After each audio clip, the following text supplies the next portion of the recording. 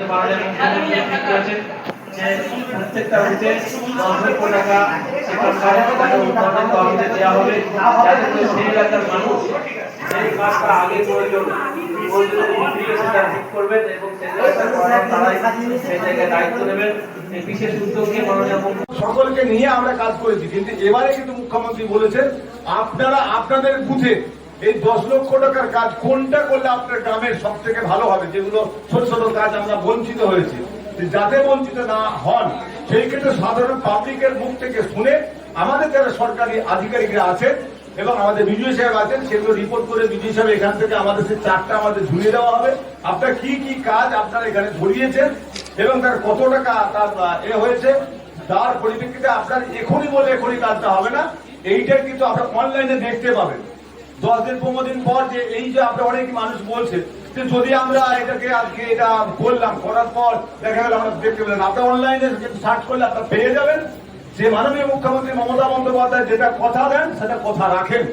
সেই জন্য সাধারণ মানুষ, আমরা এখানে কোনো দল বুঝি না, কোনো ধর্ম বুঝি না, আমরা এই বুথে 10 লক্ষ টাকা সাধারণ মানুষের যেটা মনের ক্ষোভ দূর হবে, সেখানে জঘন্য অবস্থায় আছে সেইটা করাবেন না, এইটা কিন্তু সাধারণ পাবলিকের দেওয়া অনুরোধ। সত্যিকার যেটা প্রাপ্য, যেটা প্রথম আমাদের প্রয়োজন, সেইগুলো আমরা কিন্তু সকলে মিলে আলোচনা করে সিদ্ধান্ত নিয়ে আমরা সেটা করি।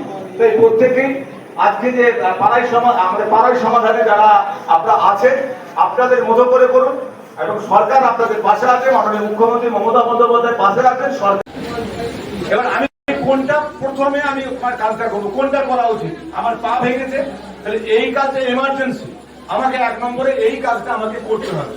পেটে ব্যথা এবং মাথায় ব্যথা আমার পরে করলেও চলবে, এরকম আপনাদেরকে ভাবতে হবে। যদি মনে করেন আপনাদেরকে ঠিক করতে দেওয়া হয়েছে বলি আপনি আপনার বাড়ির সামনে রাস্তাটা ধরাবেন, যেখানে জঘন্য অবস্থায় আছে সেইটা করাবেন না, এইটা কিন্তু সাধারণ পাবলিকের যা অনুরোধ।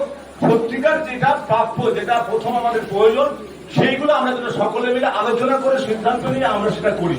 তাই প্রত্যেকেই আজকে যে আমাদের পাড়াই সমাধানে যারা আপনারা আছেন আপনাদের মতো করে করুন এবং সরকার আপনাদের পাশে আছে, মাননীয় মুখ্যমন্ত্রী মমতা বন্দ্যোপাধ্যায় পাশে আছেন, সরকারি আধিকারিকদের পাশে আছেন। আমি এই ক্ষেত্রে আমাদের জামালপুর বিধানসভার বিধায়ককে আমি দুজন কথা বলার জন্য অনুরোধ করছি। ধন্যবাদ। আমাদের এই সভার সঞ্চালক তথা পূর্তের কর্মাধ্যক্ষ সম্মানীয় মেহবুব খান মহাশয়, আজকে এখান থেকে আমাদের যে চারটা আমাদের দিয়ে দেওয়া হবে, আপনার কি কি কাজ আপনারা এখানে ধরিয়েছেন এবং তার কত টাকা হয়েছে, তার পরিপ্রেক্ষিতে আপনার এখনই বললে এখনই কাজটা হবে না, এইটা কিন্তু আপনার অনলাইনে দেখতে পাবেন 10 দিন 15 দিন পর। যে এই যে আপনার অনেক মানুষ বলছে যে যদি আমরা এটাকে আজকে এটা বললাম, করার পর আপনার অনলাইনে সার্চ করলে আপনি পেয়ে যাবেন।